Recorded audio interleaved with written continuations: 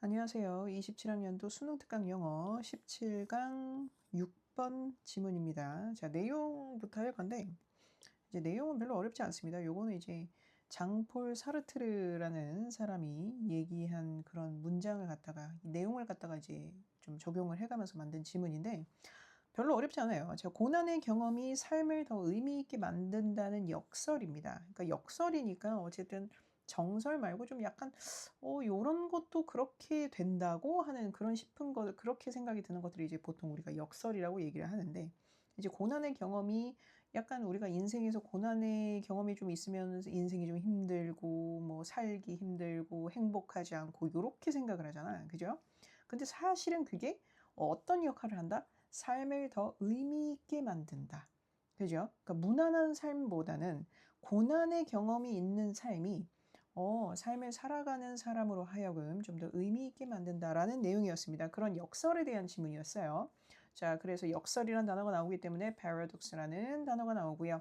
여기에 나중에 서머리 한번 꼭 읽어보시면 좋겠습니다. 자, 그러면 내용 한번 볼게요. 자, 우리가 견디는 고난의 시기는 우리가 더 의미 있는 삶을 살아가도록 도움을 주는데 핵심적인 역할을 한다. 자, 중요하게 뭐다? 견디는 고난의 시기. 고난의 시기가 의미 있는 삶을 살아가도록 도움을 주는 뭐 하는 핵심적인 역할을 한다. 이렇게 별표 쳐놓으시면 될 것 같고요. 자, 첫 번째 주제가 이제 요거는 주제가 제일 첫 번째 문장에 나와요. 그래서 요거는 그냥 요렇게 고난의 시기, 의미 있는 삶, 핵심적인 역할 요렇게 세 개 키워드를 연결해서 공부하시면 되겠고요. 자, 장폴 요게 진이라고 하는데 요게 장이에요, 장. 그래서 장폴 사르트르라고 이제 보통 한국어로 표기를 하는데 이제 요 사람이 말했듯이 인간의 삶은 절망의 저편에서 시작을 한다. 그러니까 인간의 진정한 삶 있죠. 인간의 삶은 행복에서 시작하는 게 아니라 절망의 저편이라고 하면 절망이 끝난 거라고 얘기를 하거든. 그러니까 절망이 예를 들어서 시작이 되는 부분들이 있고 절망의 끝이 있잖아. 이제 절망의 끝이 나서 이제 다른 삶이 시작되는 그 부분. 그래서 보통 우리는 저편이라고 얘기를 하면 이 반대편이니까 시작의 반대편은 끝이겠죠. 그래서 절망의 저편에서 시작한다라고 장포의 사르트르가 얘기했다. 그러니까 한마디로 그 말은 즉 뭐다. 요거 연결선 이거 조심하시고 별표 쳐놓으시고 사람들이 삶이 의미 있다고 느끼는 방식 중 많은 것이 대부분이 자신이 경험한 뭐에 기반을 한다? 고통에 기반을 한다. 이렇게. 자, 여기서 중요한 거 뭐예요?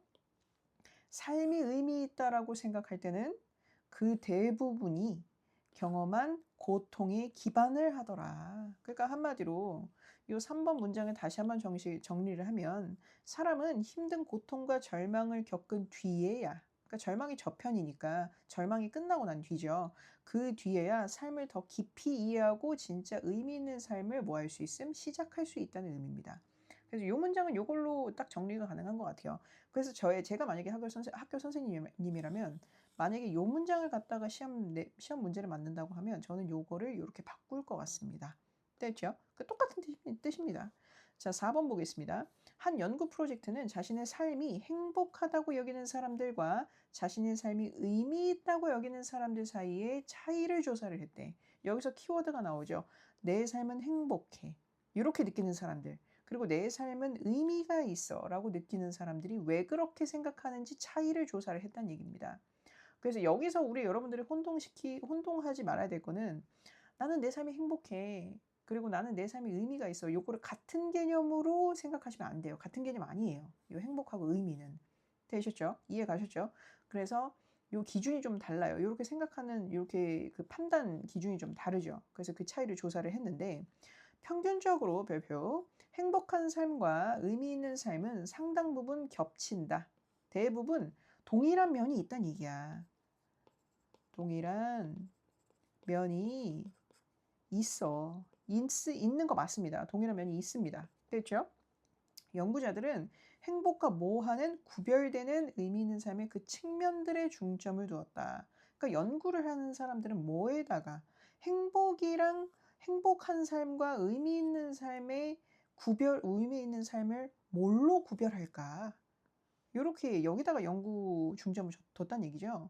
그래서 그런 측면들이 뭐가 있을까요? 어떤 사람은 본인의 행복이 행복하다고 생각해. 어떤 사람은 본인의 삶이 의미 있다고 생각해. 이렇게 생각을 하는데 그 기준점이 뭐냐. 이거를 연구를 했다는 얘기죠. 그래서 그 행복과 의미를 구분하는 그 기준이 무엇이냐. 되죠? 행복한 삶과 의미 있는 삶을 구분하는 기준점을 연구했다. 요거 기억해 놓으시면 되고요. 자, 그리고 연구를 했더니 놀랍게도 별표. 그들은 요 사람들이죠. 더 의미 있는 사람들이 아니고 연구자들이죠. 연구자들이 더 의미 있는 삶을 사는 사람들이 과거에 부정적인 사건들로 인한 고통스러운 경험이 더 많다고 보고하는 것을 발견했다. 자, 보자. 여기서 키워드는 뭐예요? 의미 있는 삶을 사는 사람들이 과거에 부정적인 사건들로 인한 경험이 있었던 겁니다. 네, 오케이? 근데 과거에 고통스러운 경험이 있었다고 한 사람들이 나의 삶은 지금 더 의미 있습니다. 라고 얘기를 하는 경향이 많았다는 얘기지. 무슨 말인지 갑니까? 그래서 어떤 사람한테 당신의 삶은 지금 행복한가요? 아니면 의미가 있나요? 라고 물어본 거야. 그래서 제 삶은 의미가 있습니다. 라고 했더니 의미가 있습니다. 라고 얘기를 한 거지. 그래서 왜 그런지 그런 사람들의 특징을 조사를 했더니 과거에 부정적인 고통의 경험이 있더라. 요 말이에요. 됐죠? 됐죠? 그래서 여기에서 요건 연구자들이고요. 그래서 연구자들이고 여기서 키워드는 이렇게 조심하시면 됩니다. 의미 있는 삶. 뭐예요? 부정적인 사건들로 인한 고통스러운 경험. 요게 포인트입니다. 됐죠? 자, 그리고 나서 여기 7번에 나오는 요 그들은요. 의미 있는 삶을 사는 사람들이에요. 이렇게 의미 있는 사는 삶을 산다고 얘기했던 사람들은 더 많이 걱정을 해. 걱정을 하긴 더 많아. 걱정은 더 많이 하긴 합니다. 의미 있는 삶을 사는 사람들이. 되죠? 그래서 부정적인 경험을 한 것도 맞고, 그래서 걱정을 더 하는 거지. 됐죠? 그리고 스트레스를 유발하는 뭐하는 더 많은 일들을 어떻게 해요? 견딘다. 스트레스 견딤. 그래서 의미 있는 삶을 사는 사람들의 특징은 요것만 생각하시면 될 것 같아요. 부정적 경험을 했기 때문에 걱정이 좀 많긴 해. 근데 그만큼 좀 스트레스를 좀 견디는 편이야. 그래서 스트레스를 견디고 나서 우리 그런 거 있죠. No pain, no gain. 제가 요 위에다 써놓긴 했었는데 잘 안 보이네요. 여기 있네요. 그렇죠. No pain, no gain이면 뭐 고통이 없으면 얻는 것도 없다. 그러니까 이 사람들은 요거에 정말 부합하는 삶을 살고 있는 거야. 그래서 인내를 하면서 좀 결실을 맺는. 그래서 나의 삶은 의미가 있다라고 생각을 하시는 거죠. 자, on the other hand. 요거 연결사니까 조심하시고 이러한 과거 고통의 경험은 사람들의 전반적인 행복 수준을 뭐하는 감소시키는 경향을 보였다. 자, 보자. 부정적 경험을 하잖아. 그죠? 부정적 경험을 하면요. 걱정 수준이 올라가고 스트레스를 견뎌야 하기 때문에 행복 수준 자체는 어떻게 해요? 행복 수준은 낮아져요. 이렇게 행복 수준은 좀 낮아져요. 됐죠? 의미가 올라가면, 그러니까 한마디로 의미가 있는 삶을 살면 행복 수준은 조금 낮아진다. 여기 있는 거 이제 적으시면 되고. 됐죠? 자, 행복 수준 좀 낮아집니다. 자, 그러므로 이러한 사건들이 여기서 이러한 사건들 있죠? 고통의 경험들입니다. 고통의 경험들. 제가 오늘 입에 구내염이랑 막 이런 여러 가지 혓바늘이 좀 많아서 좀 발음이 좀 안 될 수 있어요. 양해 부탁드립니다. 자, 그래서 이런 고통의 경험들이 이런 사건들이 더 낮은 행복감과 연관되어 있을지라도, 자, 있을지라도라는 형태가 나오니까, 그렇지? 그럴지라도 뒤에는 반대 내용 나오죠. 그렇지? 자, 더 낮은 행복감. 그러니까 고통의 경험들이 더 낮은 행복감을 만들어낼지는 몰라도 고통은 사람들에게 삶이 더 의미 있다는 느낌을 제공하는 데 도움이 되는 것으로 보인다. 자, 여기서 중요한 건 뭐예요? 고통은 삶이 더 의미 있다는 느낌을 제공한다. 요게 포인트입니다. 됐죠? 그래서 고통의 경험들이 낮은 행복감과 연결되어 있어. 낮은 행복감과 연결되어 있다. 요 말이 무슨 말이냐? 낮은 행복감을 유발할지라도 요거는 어휘가 바뀌어서 나오겠죠. 그렇죠? 그래서 고통이 낮은 행복감을 유발할지라도 고통은 사람들에게 삶이 더 의미 있다는 느낌을 뭐 하는데 제공하는 데 도움이 된다. 됐죠? 여러분들? 별로 어렵지 않은 내용이었습니다. 그래서 이거는 그냥 그냥 생각하십시오. 행복한 삶하고 의미 있는 삶 구분하는 기준점을 사람들이 연구를 했더니 의미 있는 사람의 대부분은 고통스러운 경험을 했더라. 그래서 고통스러운 경험을 했기 때문에 의미는 있다고 자신의 삶에 의미 있다고 하는 사람들은 약간 부정적 경험이 있어서 걱정이 좀 올라가고요. 스트레스를 견뎌야 할 필요가 있어서 행복 수준을 좀 낮추기는 하지만 그래서 뭐 한다? 그래서 그들의 삶이 더 어떻다고 한다?